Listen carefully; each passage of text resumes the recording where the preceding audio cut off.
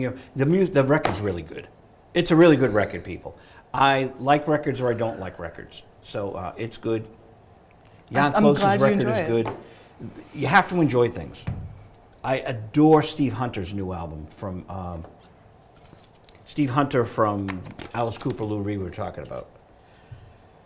Joe Perry and Johnny Depp are on a track with him, by Dropbox. They mail it out by Dropbox, and but the great Steve Hunter has his Manhattan Blues project, and it's just so listenable. It's mostly instrumental.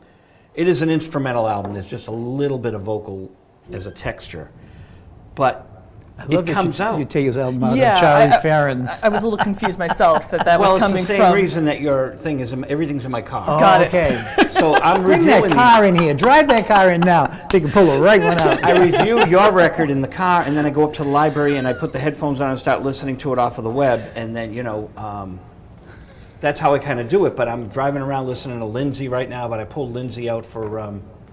Well, let me say this. I'm so proud of you for listening to music. A lot of people don't listen to music extensively anymore. I'm just going to say that. I'm going to throw that out. They don't listen extensively. They listen very quickly, sort of like when people used to bring records and cassettes to radio stations. There'd be somebody there to check it out, and listen to like the first minute, 30 seconds, and etc. I think everything is geared now to such quick listening that you really don't sit down to enjoy albums anymore unless you really set your mind to it.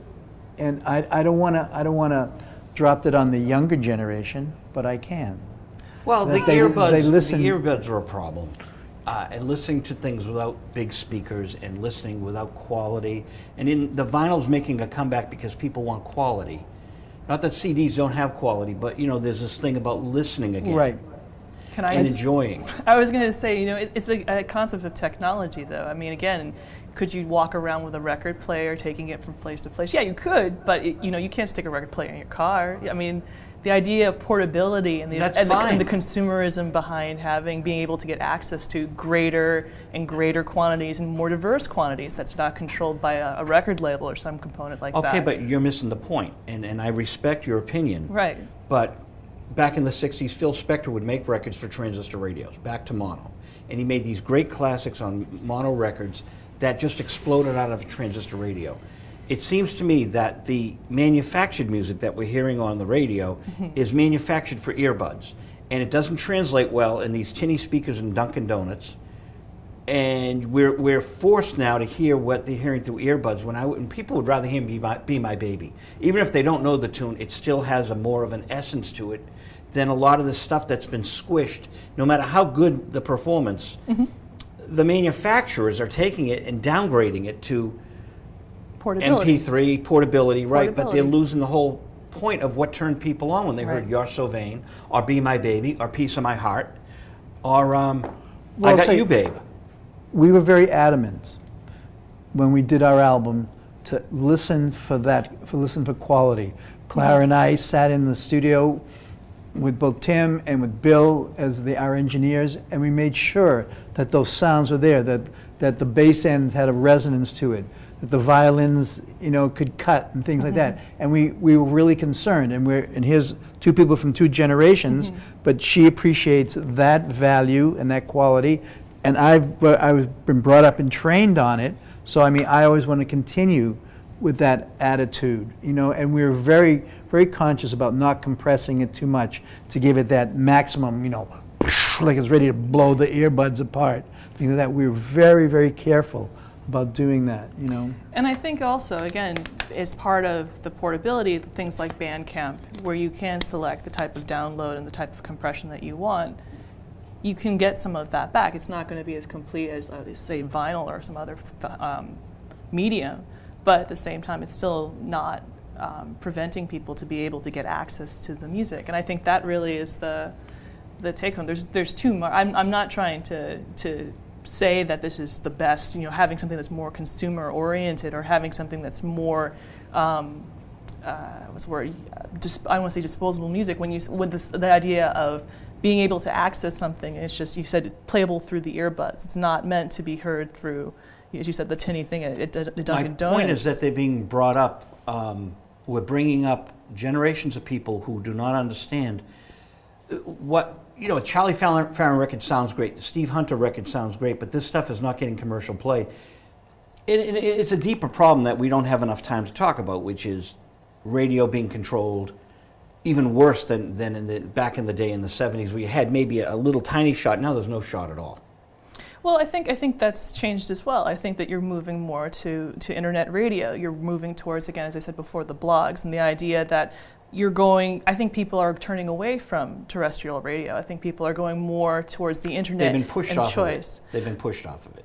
Pushed off of it, but I think people like choice. I think that they're looking at internet, again, terrestrial radio, which plays the same, select playlist. They can go someplace else and see a lot more. It's if I want to hear something from Asia, I can go and I can say, I can go on my phone actually and go through and say, okay, I want to hear this radio station in Asia, and I can hear that playlist and I can look up. Asia.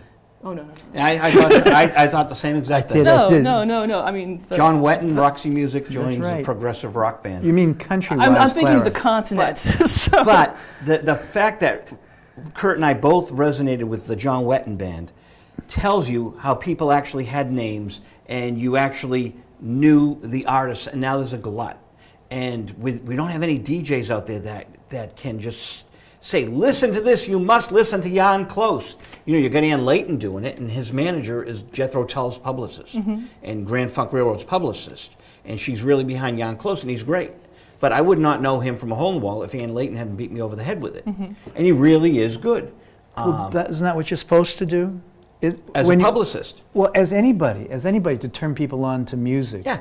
I mean, you have to create that excitement, and you know it. I mean, I like that. I hate that excitement. I was going to say, no, I think the internet has allowed you the ability that if you have something and you're passionate about it, that you're able to put out that information and you can into send the it to world. somebody. Yeah, you can let somebody hear what you're trying to promote. Right. I think that the concept of the promoter and the publicist, of course, again, when you're at a certain level, if you're going into if you're coming in for a show, of course you need to have some level of support, somebody rooting for you. But I think that the advantage of the internet is it's act as this equalizer, that you're able to say, I have this product, I'm excited about it, put it out and see, if you can get people to listen to it, fantastic. And if that's gripping and gets people interested, it acts like a snowball and gets things going. But in the Paleolithic era, and when Curt and I did the 1979 show, but I mean, you used to do that. A lot of part of your career has been as a publicist, throwing stuff in the mail, which is what I was just going to say to her. Promoting people and finding acts that you liked. I mean, you that was your chosen direction. And I got to handle Alvin Lee with George Harrison and John Lord. No, to me that was huge. Drive Alvin around. And I don't think that aspect hasn't changed. What are you laughing about? That's exactly right. Emails from George Harrison. How many people can say that? Oh no, I'm not saying that. But you said the putting it in the mail, as you were just saying with Dropbox. So instead of throwing it in the mail, now it's okay. All the files are here for downloading on some centralized server or centralized Right, but now spot. when that file comes out to you, it's not what they intended as music. I mean, it's a compressed file. You have to purchase that or FLAC files or whatever you need but again, to get the quality that people are going after. Otherwise, it's just a glut of music aimed at you, which is blogs. Blogs is a glut of words. This is a glut of this. Right, but and we had a fight with Alvin Lee. Now Alvin just died. You know that, right? Yes. We just lost Alvin. It was a tragedy because he should have.